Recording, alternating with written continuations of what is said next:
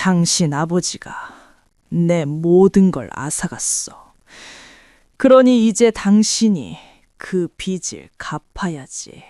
가난한 반지하 단칸방, 병든 어머니, 그리고 무자비한 사채업자의 협박. 제 모든 것을 앗아가려는 거대한 절망 앞에서 얼음처럼 차가운 재벌 회장 이선영이 저에게 거부할 수 없는 제안을 해왔습니다. 그녀는 자신이 결혼하려는 남자가 불구대천의 원수인 박상철의 아들이라는 사실을 꿈에도 몰랐습니다. 이 계약 결혼은 거대한 복수극의 서막에 불과했습니다.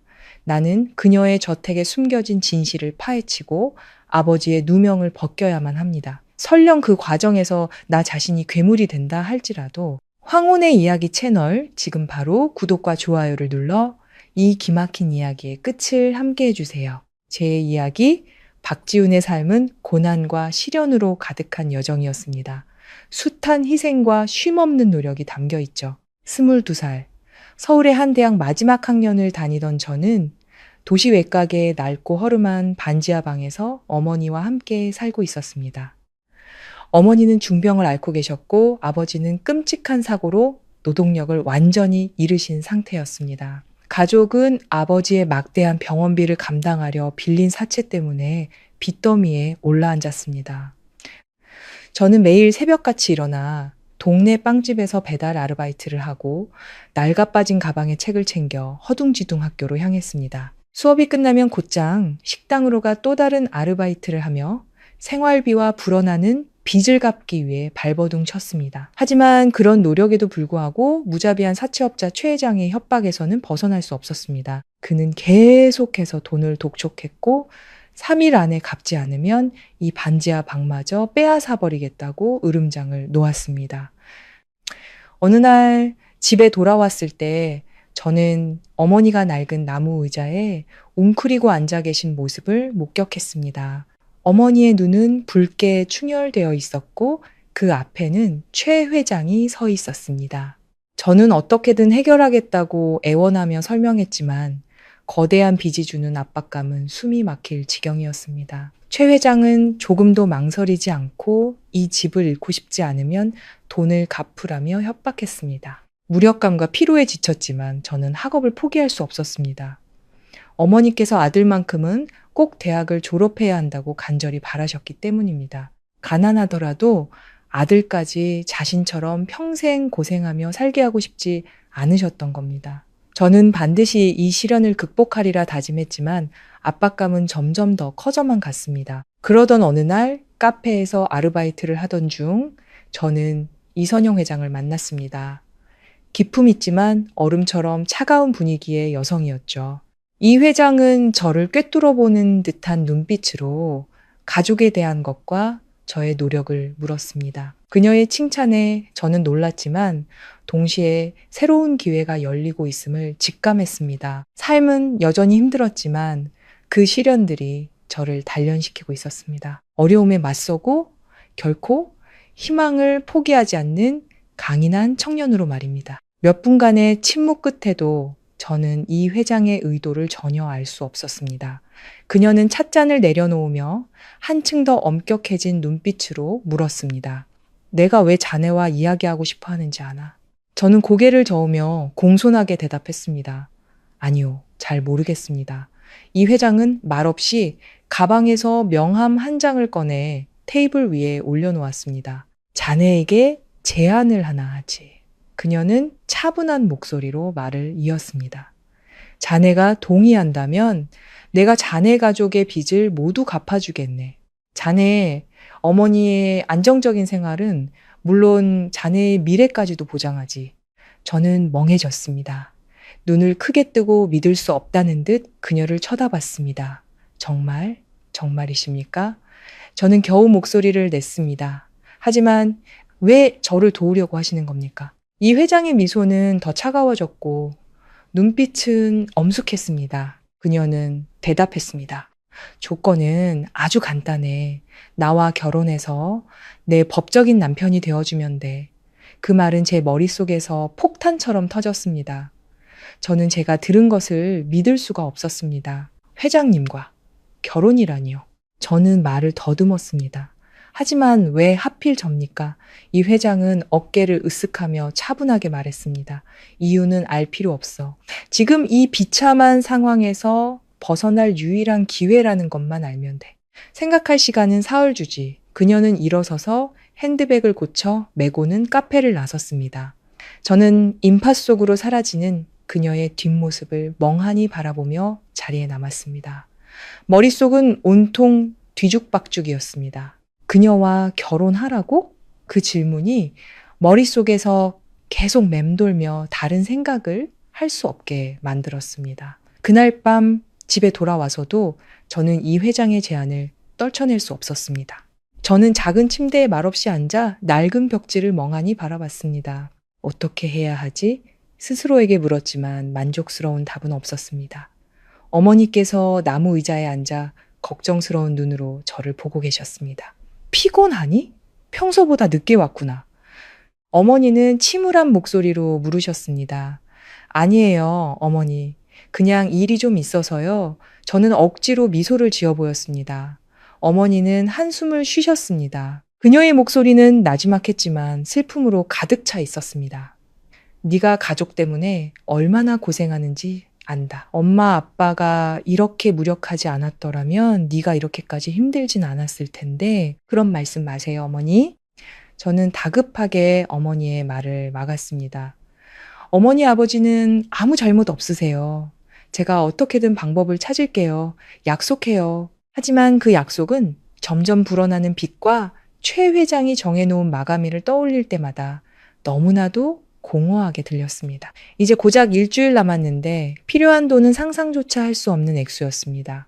다음 날 아침, 제가 카페를 청소하고 있을 때 사채업자 최 회장이 나타났습니다. 그는 살기등등한 얼굴로 들어섰습니다. 박지훈이 어딨어? 당장 나와? 최 회장이 고함을 질렀습니다. 저는 심호흡을 하고 평정을 유지하려 애쓰며 나섰습니다. 네, 저 여기 있습니다. 최 회장은 제 머리부터 발끝까지 훑어보며 날카로운 눈빛으로 말했습니다. 분명히 말했지. 일주일 안에 다 갚으라고. 오늘이 벌써 셋째 날인데 얼마나 준비했나. 저는 고개를 숙이고 작은 목소리로 말했습니다. 죄송합니다. 노력하고 있지만 금액이 너무 큽니다. 시간을 조금만 더 주시면 안 될까요? 최 회장은 비웃으며 쏘아붙였습니다. 내가 자선사업가인 줄 아나? 돈 못 갚으면 네 가족 전부 길바닥에 나앉게 될 거야. 그때 가서 날 원망하지 마라. 최 회장의 잔인한 말은 제 가슴에 비수처럼 꽂혔습니다. 반박하고 싶고 소리치고 싶었지만 두려움과 무력감이 모든 감정을 짓눌렀습니다. 제발요. 며칠만 더 시간을 주세요. 꼭 갚겠습니다. 최 회장은 저를 잠시 쳐다보더니 입꼬리를 올렸습니다. 좋아. 이틀 더 주지. 하지만 똑똑히 기억해. 이틀 뒤에도 돈이 없으면 내 집만 뺏는 걸로 끝나지 않을 거야. 평생 후회하게 만들어주지. 그날 밤 작은 방에 홀로 앉아 희미한 등불 아래 상념에 잠긴 채 저는 다시 이 회장의 제안을 떠올렸습니다. 그녀와 결혼? 하지만 왜 나를 선택했을까? 저는 스스로에게 물었습니다. 그 질문들이 머릿속을 떠나지 않았습니다. 이걸 정말 믿어도 되는 걸까? 저는 고개를 저으며 그런 생각들을 떨쳐내려 했습니다. 하지만 주먹을 꽉 쥐자 깡마르고 작은 몸으로 눈물이 붉어지도록 우시던 어머니의 모습이 떠올랐습니다. 빚은 너무나 컸고 제 어깨의 짐은 더 이상 견디기 힘들 정도였습니다. 최 회장은 목적을 달성하기 전까지 절대 멈추지 않을 것이고 저는 출구 없는 막다른 길에 서 있는 기분이었습니다. 저는 일어나 신선한 공기를 마시러 마당으로 나갔습니다. 희미한 달빛과 무서울 정도로 고요한 공간이 제 마음을 더욱 복잡하게 만들었습니다. 별이 가득한 하늘을 올려다보며 저는 길 잃은 기분이었습니다. 아버지, 어머니, 저 어떻게 해야 해요? 마음속으로 되뇌었습니다. 바로 그때 낯선 번호로부터 문자 메시지 한 통이 도착했습니다. 생각은 해봤나? 답을 기다리고 있지. 시간은 얼마 남지 않았어. 저는 그 글자를 뚫어지게 쳐다봤습니다. 심장이 세차게 뛰었습니다. 이선영 회장의 번호였습니다. 그녀의 질문이 머릿속에서 울리며 제게 더 이상 선택지가 많지 않다는 것을 상기시켰습니다. 이것이 막다른 길에서 벗어날 유일한 방법일지도 모릅니다. 하지만 그 문 너머에 무엇이 기다리고 있을지는 알 수 없었습니다. 그날 밤 저는 한숨도 잘 수 없었습니다. 눈을 감을 때마다 여러 이미지들이 머릿속을 스쳐 지나갔습니다. 어머니의 수척한 얼굴, 최 회장의 차가운 협박, 그리고 기묘한 제안을 하던 이 회장의 위험 있고 엄숙한 눈빛. 제 마음은 산산조각이 나는 것 같았고 모든 생각이 저를 모순된 갈림길로 몰아넣었습니다.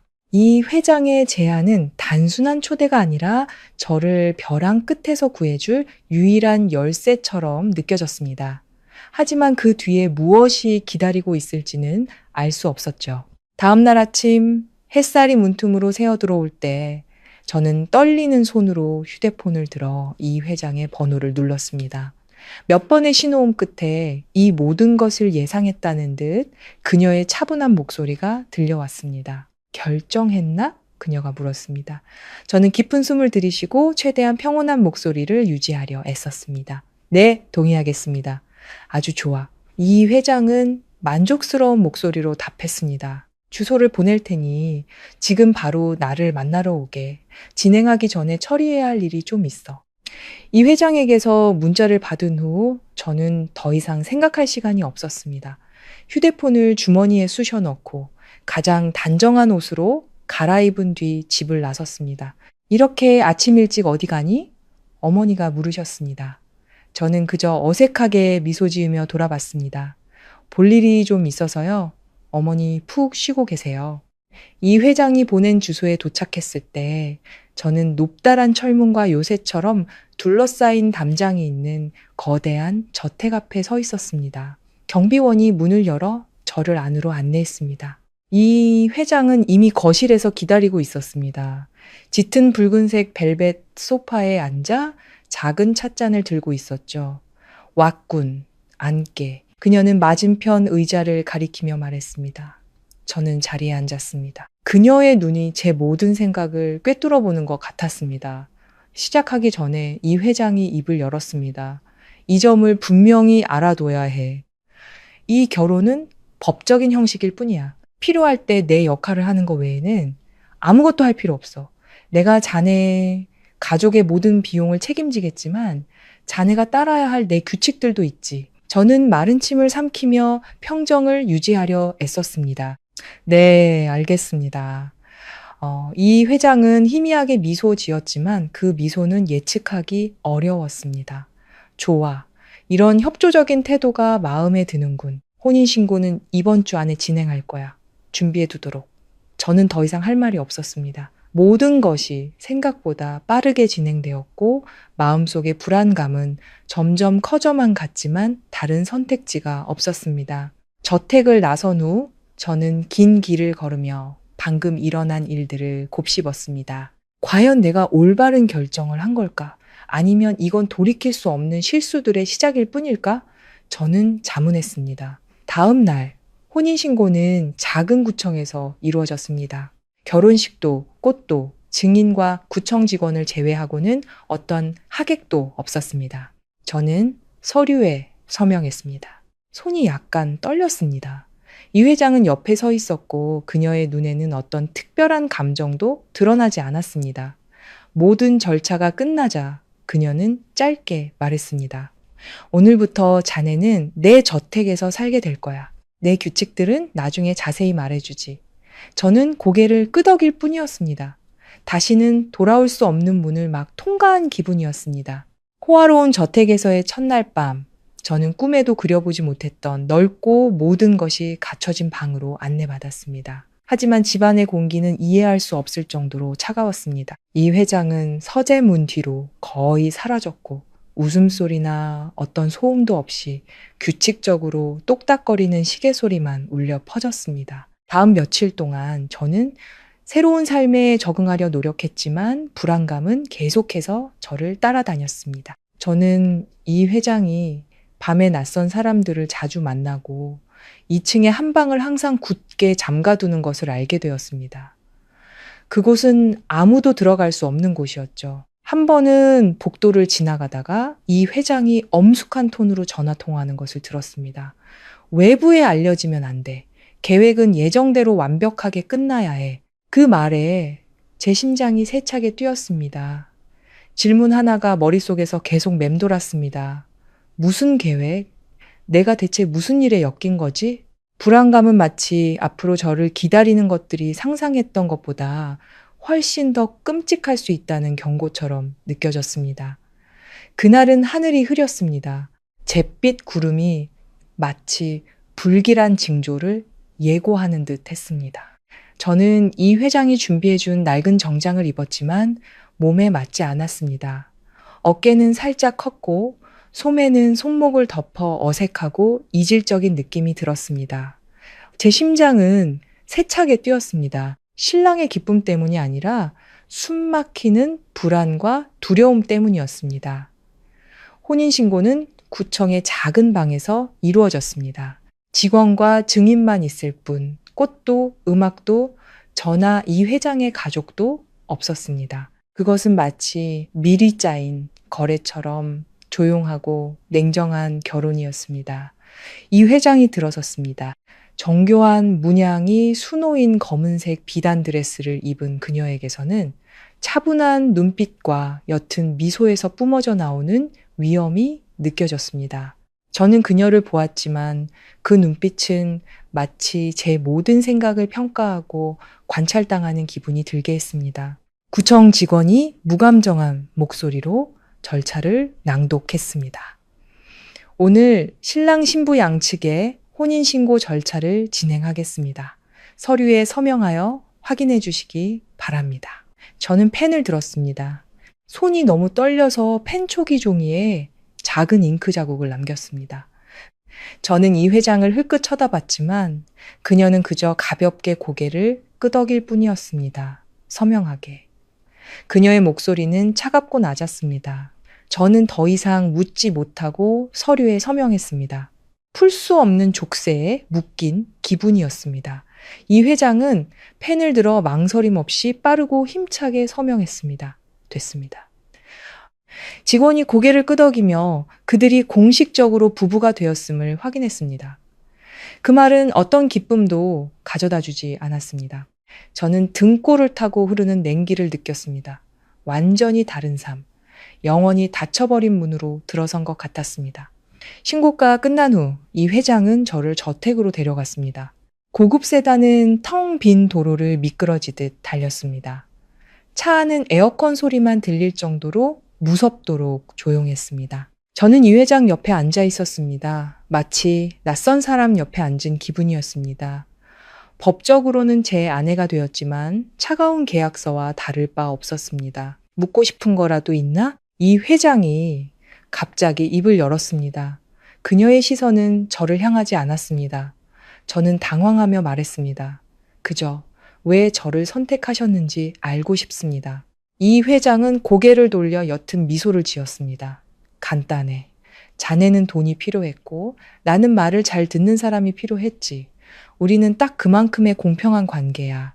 저는 침묵했습니다.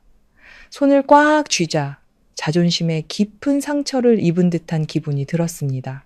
저택에 도착했을 때 넓은 식당에는 간단한 저녁 식사가 준비되어 있었습니다. 저는 이 회장과 마주 앉았습니다.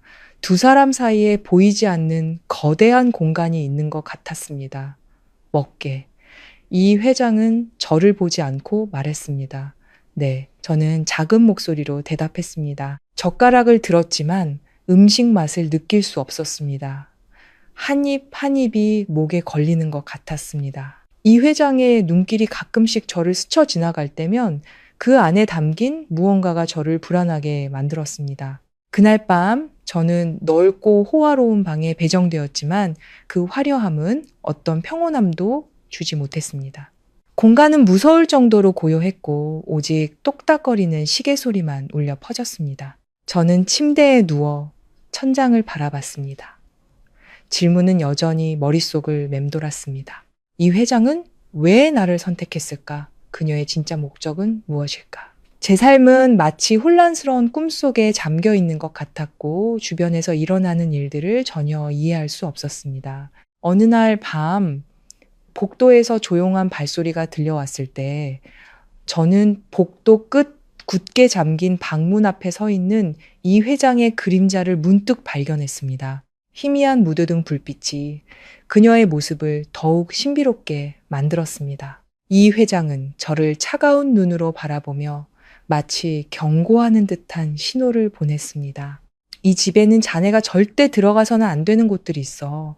저는 고개를 끄덕였지만 마음속에서는 의심이 피어올랐습니다. 저 문 뒤에 대체 무엇이 숨겨져 있는 걸까? 그 후 며칠은 숨막히는 긴장감 속에서 흘러갔습니다. 저는 청소를 하며 제 역할을 하려 애썼지만 이 회장과 마주할 때마다 보이지 않는 압박감이 저를 짓눌렀습니다. 이 회장은 항상 차분하고 위험 있는 모습을 유지했지만 그녀의 눈은 제 모든 움직임을 살피는 것 같았습니다.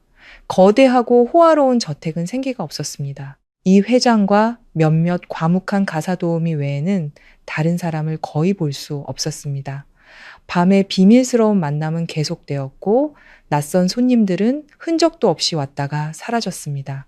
저는 종종 이건 즉시 해결되어야 해. 더 이상 지체할 수 없어. 만약 그놈이 알게 되면 모든 게 무너질 거야. 와 같은 말들을 얼핏 들었습니다. 이 말들은 저를 더욱 혼란스럽게 만들었습니다. 제가 이 회장이 실행 중인 계획의 일부인지 아닌지 알 수 없었기 때문입니다. 어느 날 아침 거실을 청소하던 중 저는 서재에서 이 회장이 전화 통화하는 것을 우연히 들었습니다. 그녀의 목소리는 평소처럼 차분하지 않고 약간의 분노가 섞여 있었습니다.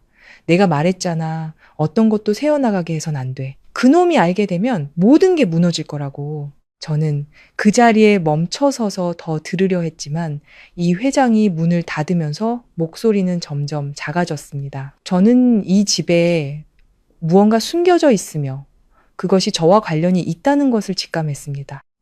그날 저녁 식사 후 테이블을 치우다가 저는 테이블 위에 놓인 작은 열쇠 하나를 우연히 발견했습니다.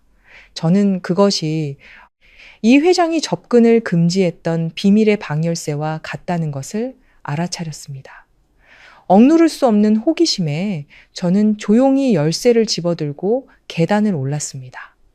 비밀의 방에 도착해 열쇠를 자물쇠에 넣자 철컥하는 소리가 들렸습니다. 문이 서서히 열리며 낡은 서류 더미와 빛바랜 사진들로 가득한 어둡고 싸늘한 공간이 드러났습니다. 저는 테이블로 다가가 떨리는 손으로 큰 사진 한 장을 집어들었습니다.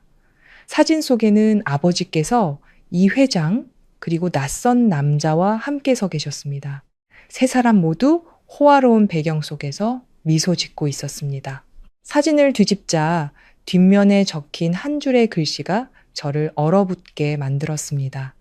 모든 것이 시작된 날, 그 옆에는 두꺼운 서류철이 단정하게 놓여 있었습니다. 저는 그것을 펼쳤고 숫자들, 금융거래 내역들, 그리고 아버지의 이름이 여러 번 등장하는 것을 보았습니다. 빚, 불투명한 계약들, 그리고 아버지가 거대한 사기 사건에 이 회장과 연루되었다는 명백한 증거들.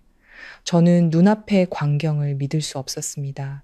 말도 안 돼! 아버지가 대체 무슨 짓을... 저는 중얼거렸습니다.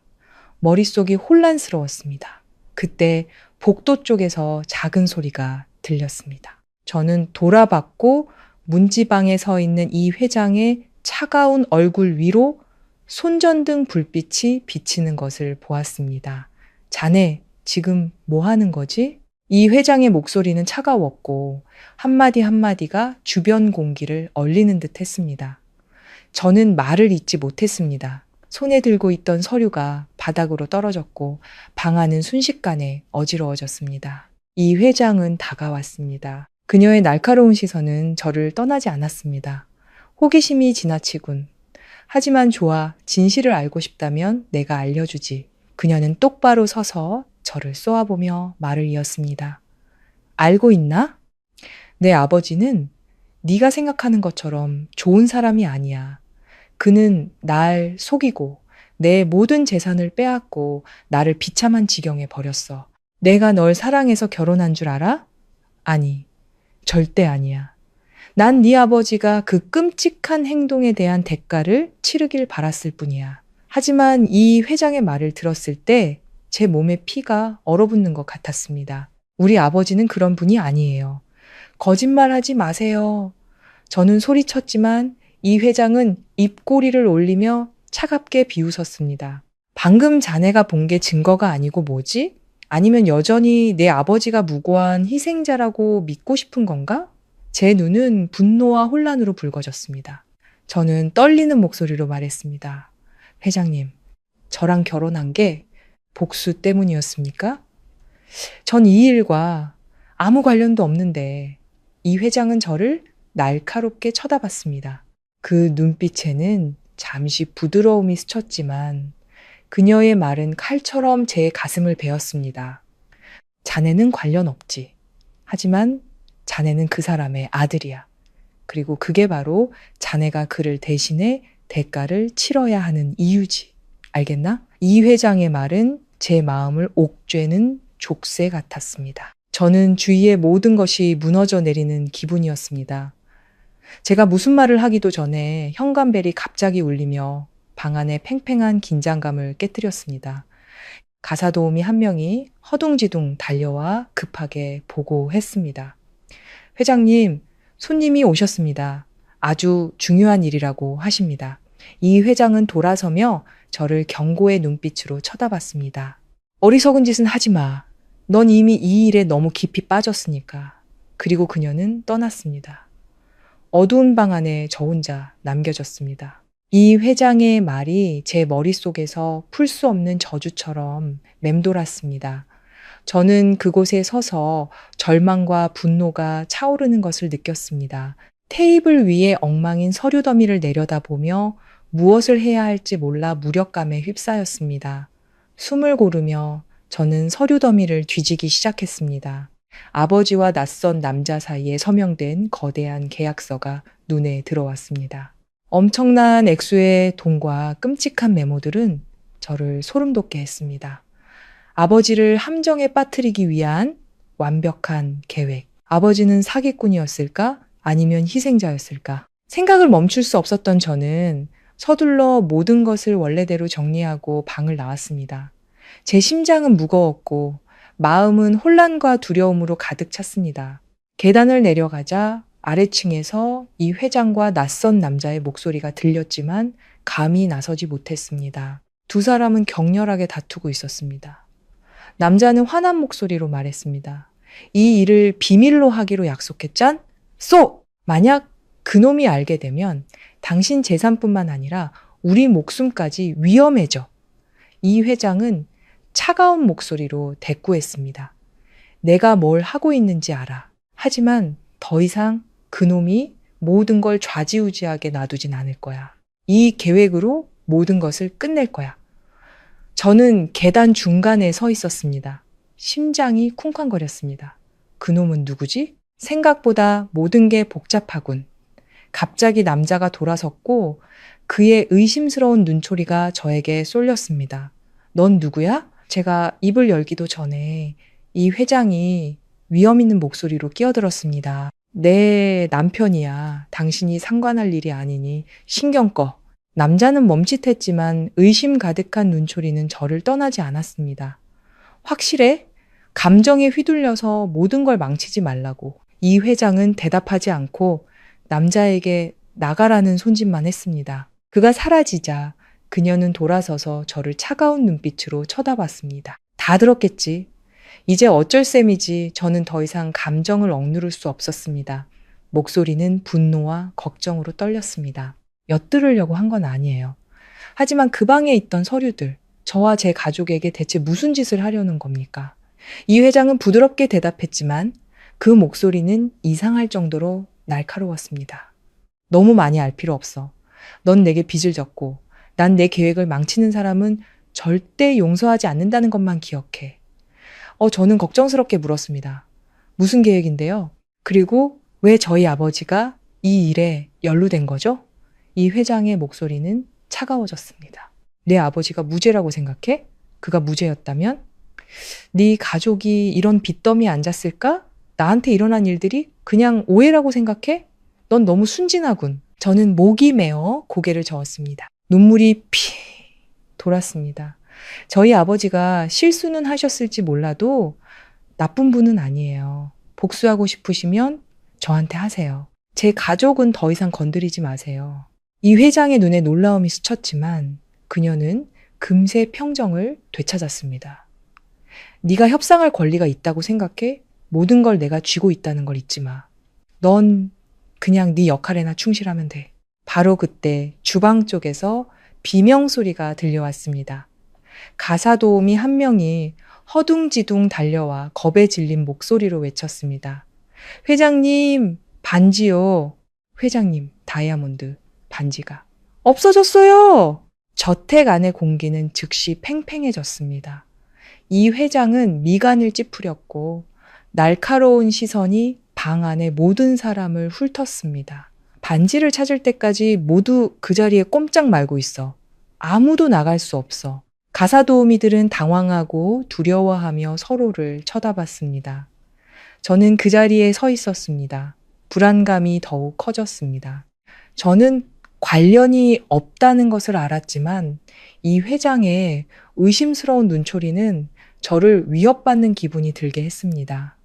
이 회장이 갑자기 저를 향해 돌아섰습니다. 그녀의 시선은 날카로웠습니다.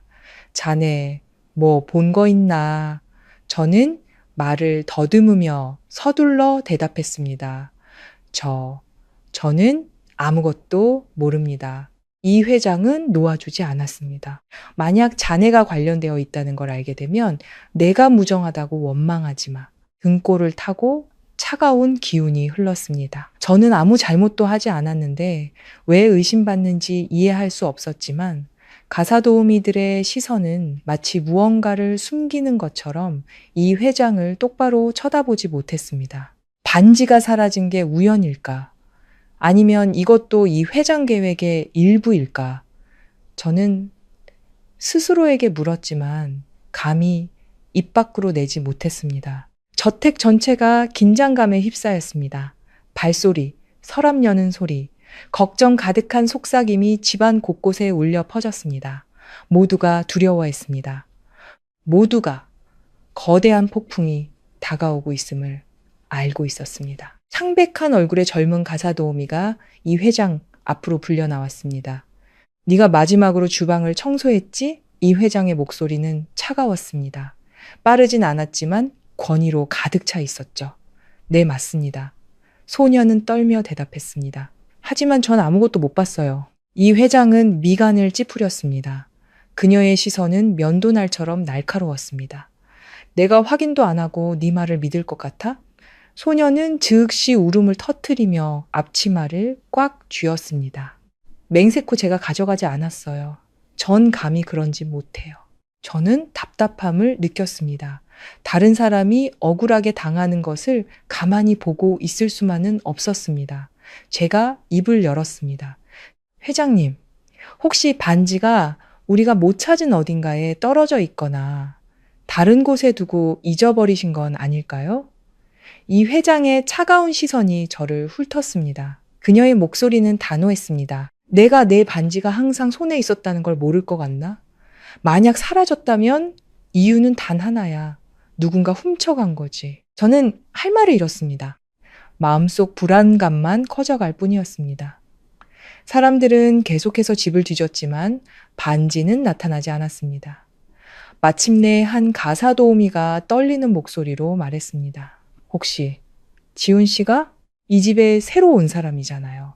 그 말이 끝나자마자 방 안은 순식간에 침묵에 휩싸였습니다. 모든 사람의 시선이 일제히 저에게로 쏠렸습니다.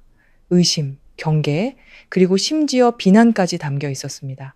이 회장이 입을 열었습니다. 그녀의 목소리는 낮아졌지만 위협적인 기운이 서려 있었습니다.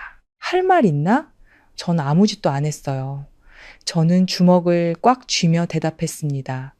회장님 반지를 본 적도 없습니다. 제 것이 아닌 물건을 어떻게 제가 가져가겠습니까? 이 회장은 가까이 다가왔습니다. 그녀의 날카로운 시선은 제 마음속을 꿰뚫어 보려는 듯 했습니다. 자네는 여기 온 지 얼마 안 됐고 돈이 필요하지. 그리고 내 반지가 갑자기 사라졌어. 이걸 우연이라고 말하지 마. 저는 숨을 헐떡이며 거의 소리치듯 말했습니다. 맹세코 전 그런 사람이 아닙니다. 이 회장은 저를 한참 더 쳐다보더니 가사도우미들에게 제 방을 수색하라고 명령했습니다. 저는 반박하고 싶었지만 지금 어떤 변명도 소용없다는 것을 알았습니다. 가사도우미들이 방으로 달려가 서랍과 구석구석을 뒤졌습니다. 그때 주방에서 비명 소리가 들려왔습니다. 모두가 그곳으로 달려갔고 한 젊은 가사도우미가 떨리는 손으로 반짝이는 다이아몬드 반지를 들고 있었습니다. 여기에 설거지통 안에 있었어요. 이 회장이 다가왔습니다. 반지를 보는 그녀의 눈빛은 얼음장 같았습니다. 그녀는 반지를 집어들었고 얼굴에는 분노를 감추지 못했습니다. 감히 누구 허락도 없이 내 물건에 손을 대? 방 안은 조용해졌습니다. 아무도 감히 입을 열지 못했습니다. 저는 반지를 훔친 범인이 아니라는 사실에 안도했지만 그 감정은 오래가지 않았습니다. 뒤에서 차가운 목소리가 들려왔습니다. 아마 지훈 씨가 떨어뜨렸나 보죠. 이번에 저를 향한 사람들의 시선은 단순한 의심이 아니라 명백한 비난이었습니다. 저는 출구 없는 깊은 수렁에 빠진 기분이었습니다. 됐어. 이 회장이 소리치자 방 안이 일순 조용해졌습니다. 모두 일하러 가. 그리고 박지훈 군. 자네와는 따로 할 얘기가 있어. 모두가 떠난 후 이 회장은 의자에 앉아 다이아몬드 반지를 들었습니다. 보석에서 나온 빛이 그녀의 눈에 반사되었습니다. 알고 있나?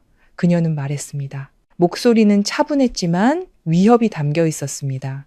난 자네가 이 반지를 훔쳤는지 아닌지 관심 없어. 하지만 자네의 등장이 모든 것을 복잡하게 만들었어. 그리고 난 복잡한 걸 싫어하지. 저는 붉어진 눈으로 그녀를 쳐다봤습니다.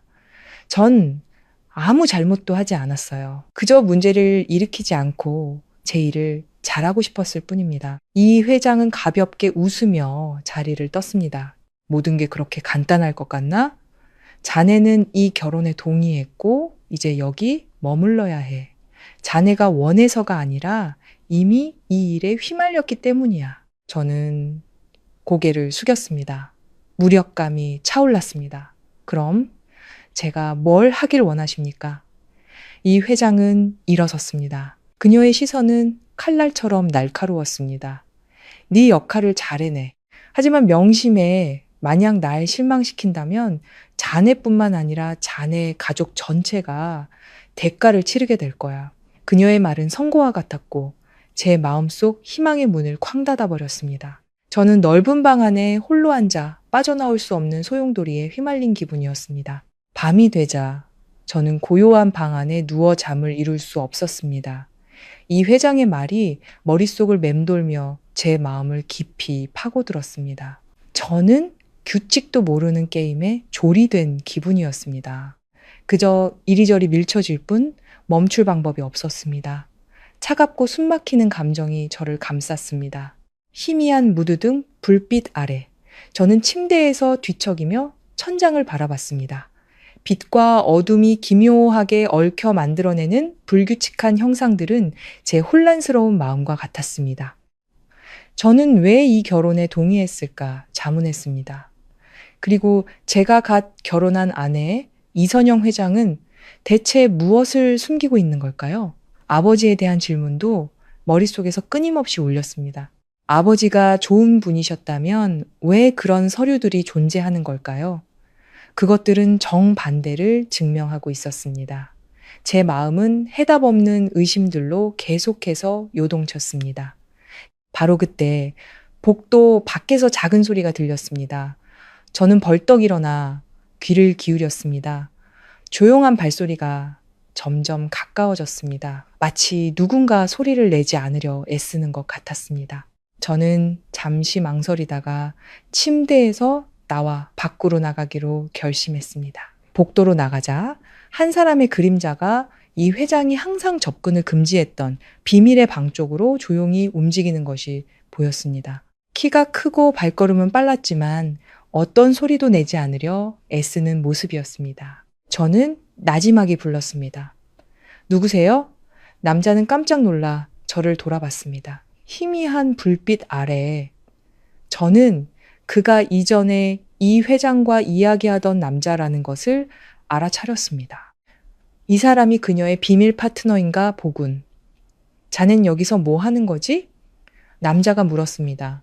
목소리는 거칠고 차가웠습니다. 저는 평정을 유지하며 대답했습니다. 소리가 들려서 나와봤을 뿐입니다. 누구신데 이 시간에 이 집에 계신 거죠? 남자는 옅은 미소를 지으며 경멸 가득한 목소리로 대답했습니다. 네까짓 게 감히 나한테 그런 걸 물어? 잊었나 본데 넌 그냥 이 회장님이 걷어준 놈일 뿐이야. 네가 이해하지도 못하는 일에 끼어들 권리는 없어. 제 속에서 분노가 치밀어 올랐지만 저는 주먹을 꽉 쥐고 분노를 억눌렀습니다. 어쨌든 이곳은 제 집이었고 이제 저는 무슨 일이 일어나고 있는지 알 권리가 있었습니다. 여긴 제 집입니다. 무슨 일이 일어나고 있는지 알 권리가 있어요. 저는 단호하게 말했습니다. 남자는 다가왔습니다. 그의 눈빛은 위협적이었습니다. 권리? 네가 여기에 무슨 권리가 있다고 생각해? 잘 들어. 조용히 살고 싶으면 시키는 대로 입 다물고 따라. 괜히 사서 고생하지 말고. 저는 눈앞의 남자를 뚫어지게 쳐다봤지만 아무 말도 하지 않았습니다. 지금은 아무것도 할 수 없다는 것을 알았지만 마음속에는 진실을 밝혀내겠다는 결심이 가득했습니다. 다음 날 아침 이 회장이 저를 거실로 불렀습니다.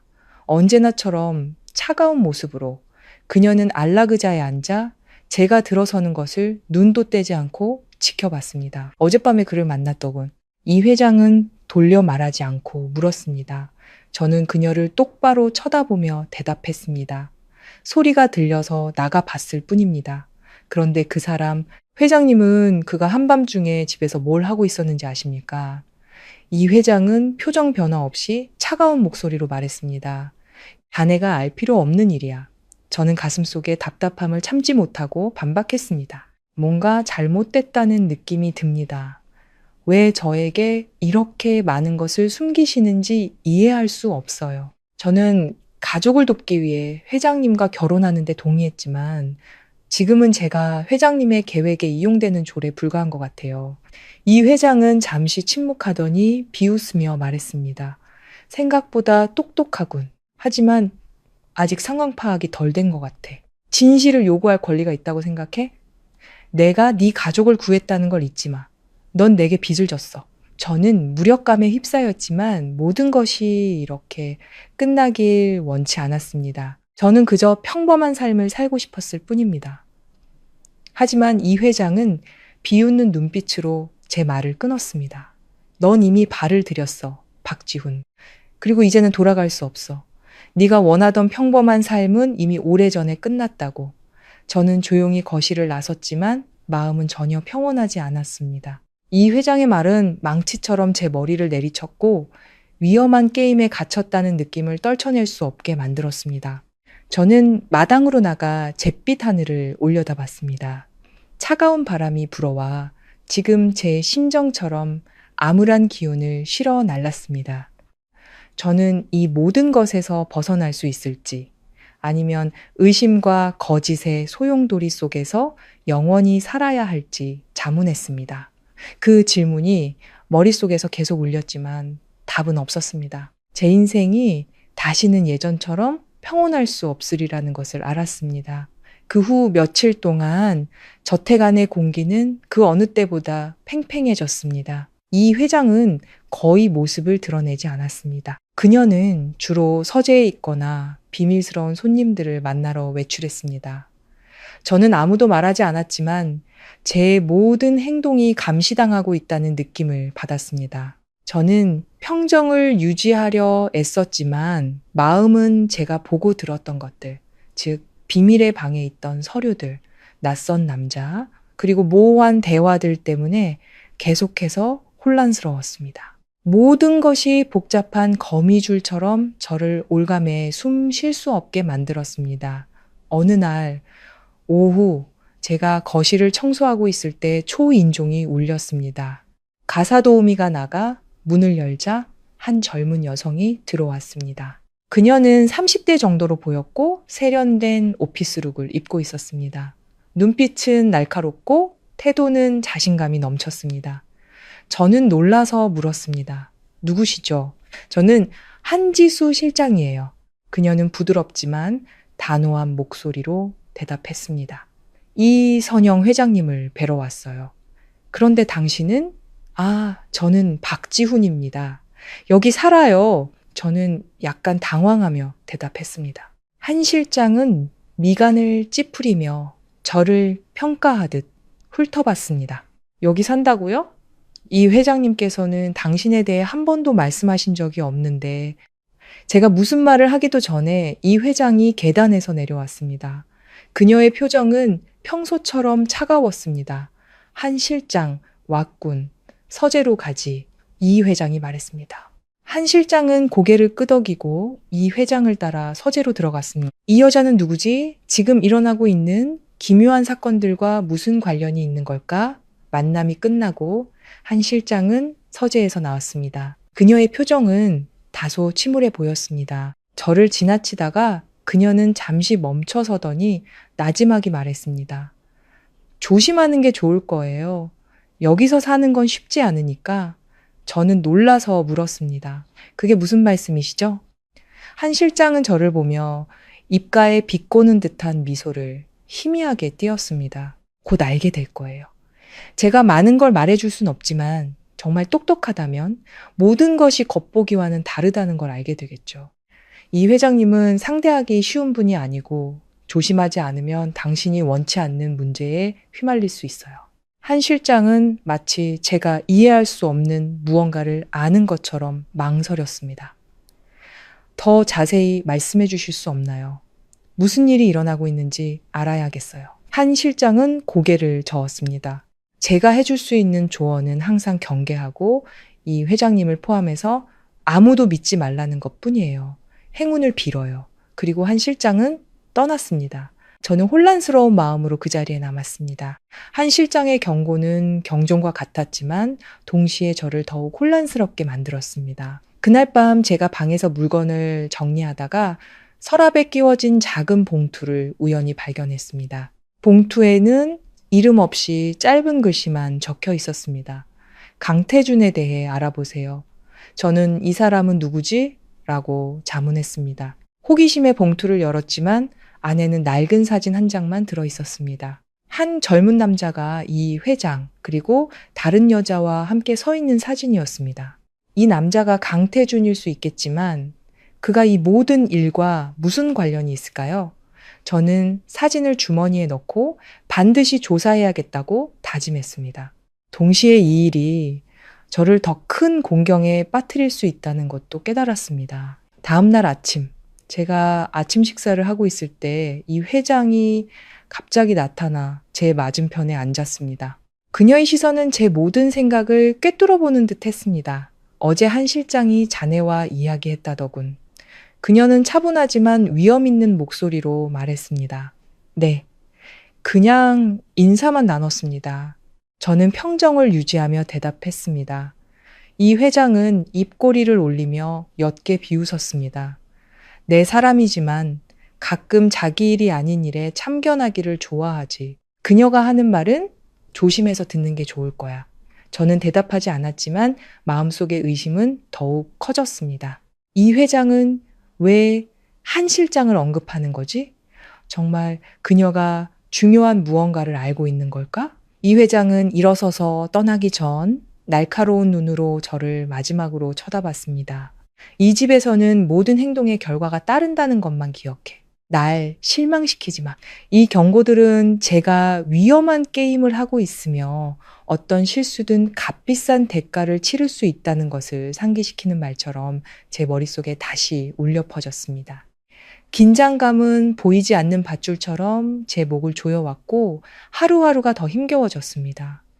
한 실장의 모호한 말, 봉투 속의 사진, 그리고 이 회장의 차가운 태도는 제가 완성할 수 없는 퍼즐의 조각들 같았습니다. 그날 밤, 저는 감히 시도해보지 못했던 일을 하기로 결심했습니다.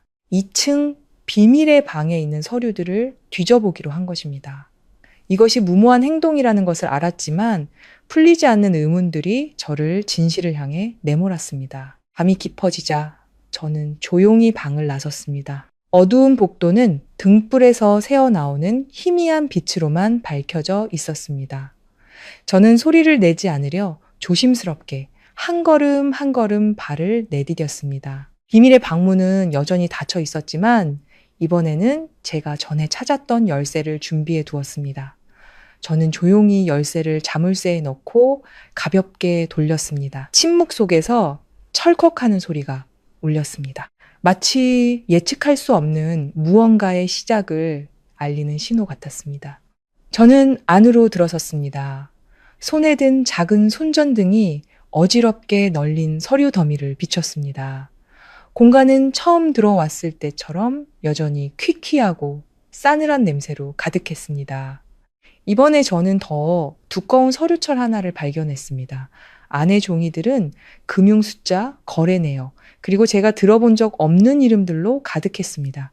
한 장의 서류가 특히 제 눈길을 끌었습니다. 그것은 제가 사진에서 봤던 이름 강태준의 서명이 있는 거대한 계약서였습니다.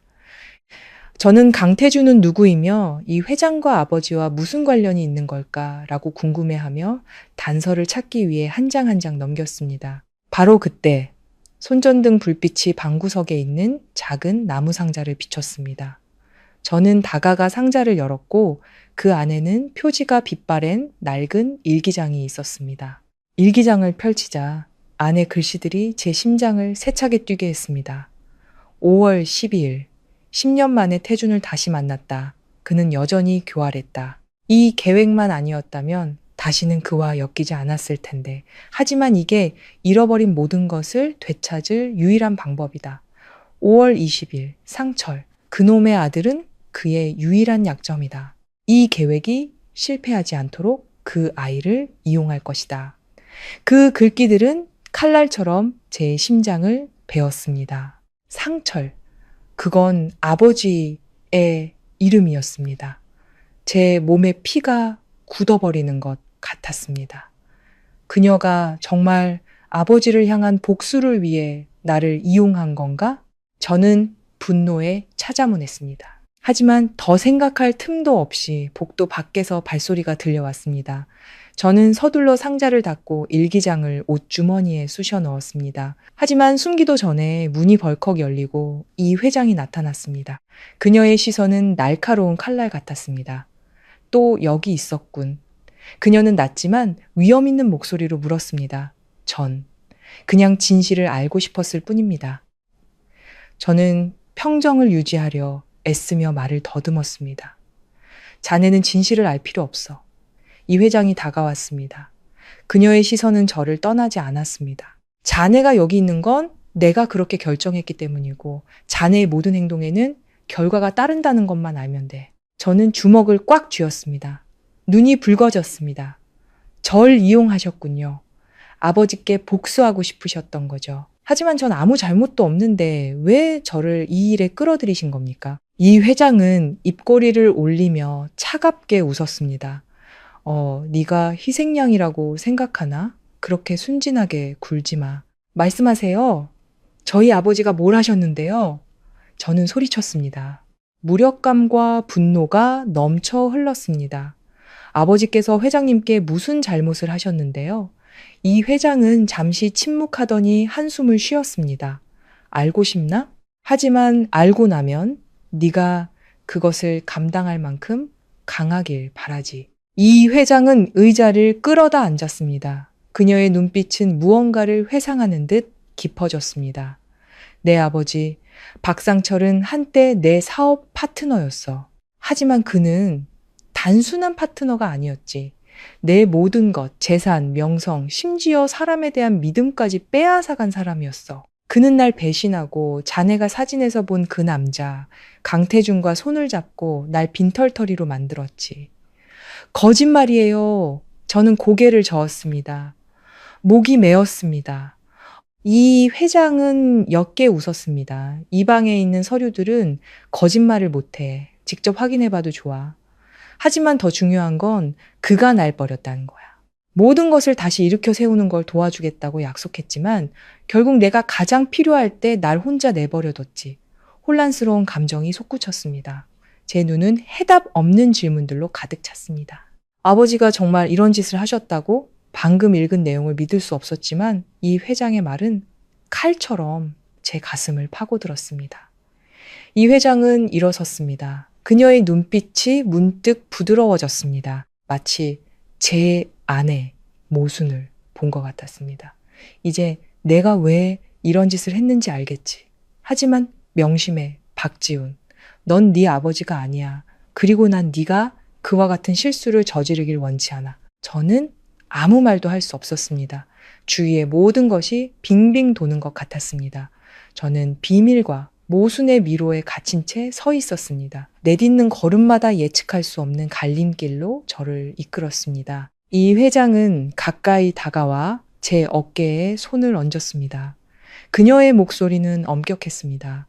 선택은 자네 몫이야, 지훈. 이대로 남아서 내 역할을 계속하든가 아니면 떠나서 내 가족이 짊어져야 할 모든 것을 감당하든가. 그녀의 말은 무거운 선고와 같았습니다. 저는 고통과 무력감에 찬 눈으로 말없이 서 있었습니다. 생각할 시간이 필요합니다.